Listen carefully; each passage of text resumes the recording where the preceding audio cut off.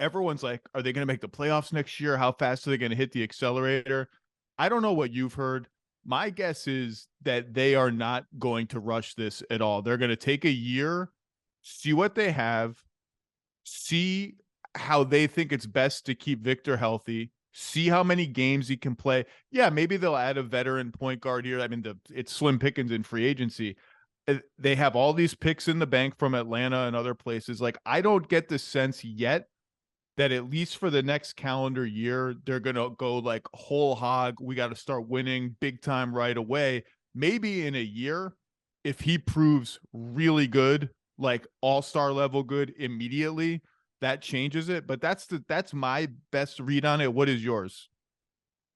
I agree with you. I don't see them cutting corners here and making a short-sighted move just to try and get the A seed next year. I mean, like you said, they've got a very strong core here with Vassell, Keldon Johnson, Branham, and Jeremy Sohan, who to me is the perfect complement for Victor Wembanyama. That's exactly the kind of guy you want next to him.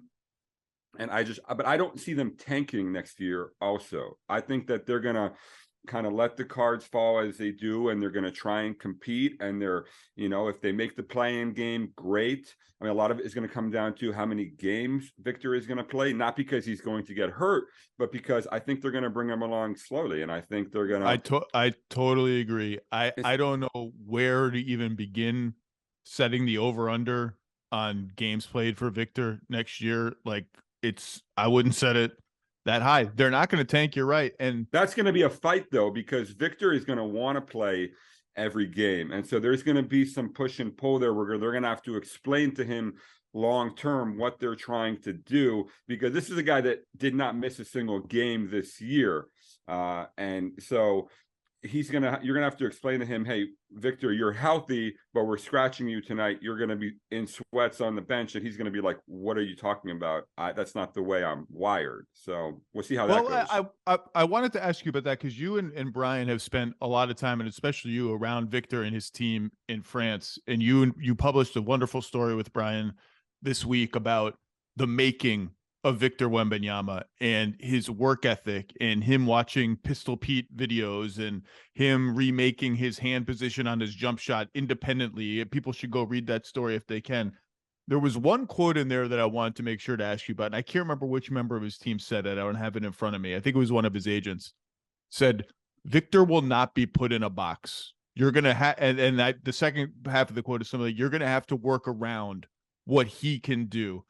I wanted you to add a little more context to that, how that played out in his career in Europe, because he changed teams several times, as you outlined, with an eye on his development, with an eye on making sure he found a team that was going to be tailored to his development. And B, is it possible to translate that mindset to San Antonio? Like how does that translate to the NBA, that won't be put in a box thing? I think it's possible to translate it because they need a face for the franchise. They need a guy that the organization revolves around, and he's the star. And I think that's what he was looking for, and that's what excites him so much, is that this is Victor Wembanyama's team right now, and they're going to build around him. Now, that doesn't mean he's going to be doing all these stupid things, like they're going to steer him, because Victor is a guy that you can coach at the same time. And he picked Vincent Collet not because he wanted to go to some circus show where he's going to shoot the ball 30 times. To be clear, for people who don't know, that is the longtime coach of the French national team, who is his most recent club coach in France. Yeah, Vincent is a tough coach. He didn't go somewhere where they're just going to roll out the ball and let him do whatever he wants. And so I think it's going to be a similar thing with Pop at the same time. Pop is going to coach him. They're going to go at each other. But Pop has the gravitas to tell Victor, no, like I coached Tim Duncan, Tony Parker, Manu Ginobili. This is how it's going to be. But at the same time, the Spurs need Victor to be great. So they're going to do what it takes to put him in a position to be successful. And when they say Victor would not be put in a box, that means he's not going to be this guy that, is a traditional center that you just post up, 30 times a game.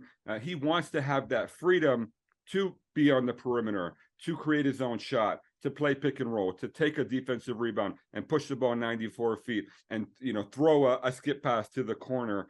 And so that's what he means. And that's what he hasn't always had throughout his career. And he's told me, he said, when I have been put in that box, things don't go well. And that's when you'll maybe see him mope around a little bit and, not give 100% on defense. And so those are the things that the Spurs are going to need to work through. He's gotten so much better in that regard with his competitiveness and his willingness to do the little things, to defend and box out and rebound and be that, that guy that plays both ends of the floors. I mean, honestly, the best thing that he brings right now is his defense. He's learned how to impact the game on that end of the floor. And so that's what they're going to work through, is surrounding him with the right pieces to make sure he gets the most out of himself. You and I were both in Chicago for a lot of the week. Obviously, everybody, the whole NBA is there, minus Bob Myers, whose contract negotiations are ongoing. We'll see how I think he was planning to go there later this week. He might be there today for all I know. It's a big deal, by the way, Bob Myers' contract negotiations. And The Athletic reported late last night that they are far apart, and the Warriors and the rest of the league are bracing, was the quote, for Bob Myers to leave the Warriors. I heard that same kind of pessimism being whispered around the combine. We'll see. It's gonna impact their negotiations, but that's neither here nor there. Let me tell you, and I'm sure you've heard this too, the level of exuberance about what this guy is going to be in the NBA and how much hype is too much hype. So here's what's too much hype. Chris Broussard, who I've worked with and like a lot, said yesterday that if he is not better than Anthony Davis and Kevin Durant, or if he's Anthony Davis, Kevin Durant, another player, that will be a disappointment.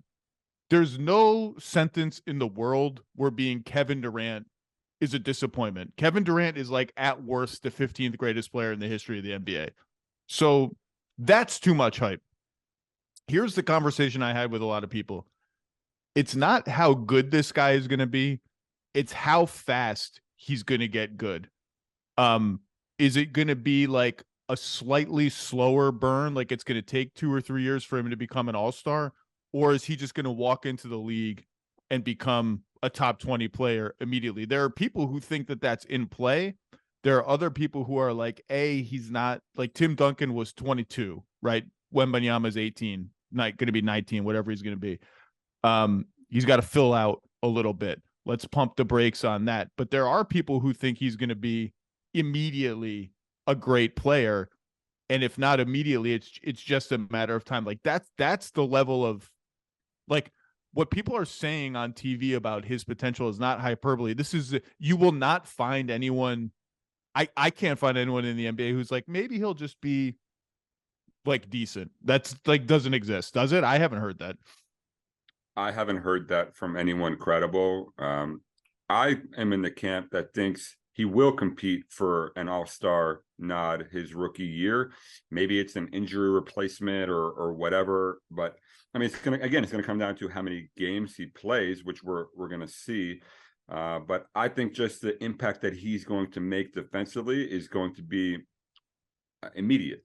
Just with that's what stands out. I mean, you've watched him way more than I have. 7'5", 8-foot wingspan, the feel for the game, the anticipation skills, the mobility, the fluidity to cover ground on the perimeter. He can switch, he can drop, he can play in a zone and protect the rim. He is the zone. Exactly. I mean, like, just good luck scoring on that guy. He just puts his arms in the air, and he's going to be an impactful guy on that end of the floor. And then you talk about what he does offensively. Okay, he's probably not going to be a great shooter from day one, partially because of shot selection. He's shooting in the low 30s or the high 20s or whatever on the season. I mean, he's a great shooter who is figuring out which shots to take right now. But I think the NBA game is going to suit him much better than the European game. Just, we saw it in the Ignite games, 36 points, 37 points. I think he's going to be a 20-point per game guy from day one. So I do think he's going to compete for an all-star nod, and it's going to be really, really fun to watch. The shot blocks that catch everyone's eyes are the ones where he, like, rotates from the rim to the corner and blocks a three. Those are awesome. Like, don't get me wrong, those are ridiculous. The ones that make me go like, oh my God, is when he's guarding someone at the elbow and he's guarding them. He's at the elbow, so he's at the foul line. And someone drives baseline and seems like they have a layup. And he makes that rotation so fast and he's so long that like the ball doesn't even leave the poor guy's hand. Like it's not even up on the way. It's not even on the way up. It just is in Victor's hand. And those are the blocks that are going to be more available to him more often than those like spectacular corner closeout. That's like an every possession kind of rotation that's there. It's remarkable what he can do.